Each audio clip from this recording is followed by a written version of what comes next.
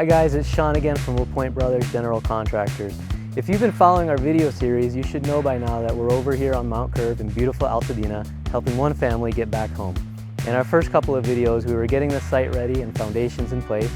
Now we're going vertical. And this is where the house really starts to feel like a home again. Let's take a look. You can see framing is up along with all the structural hardware and shear walls, basically what makes the house strong and able to handle things like earthquakes. It's always exciting at this stage. Once framing is up, you can actually walk through the rooms and start to feel how the house is going to live. We also got radiant barrier roof decking in, which helps reflect heat and keeps the house cooler long term. We've had a couple rainy days, so we've taken care to cover the structure with tarps to prevent any warping. You can also see we got our window and door order in from Ganal down in Pasadena. One thing we're really particular about, and honestly something a lot of builders skip, is how we waterproof openings. We actually custom fabricate sheet metal sill pans for every exterior door. It takes extra time, but it's one of those details that prevents leaks years down the road.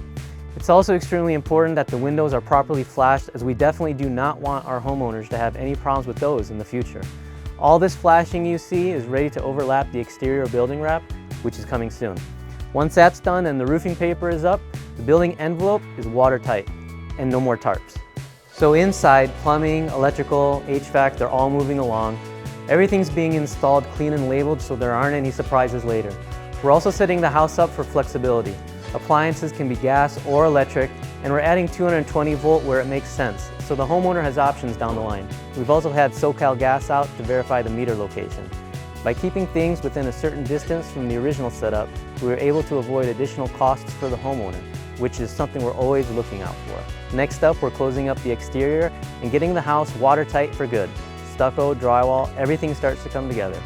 We'll show you how that process works in the next video.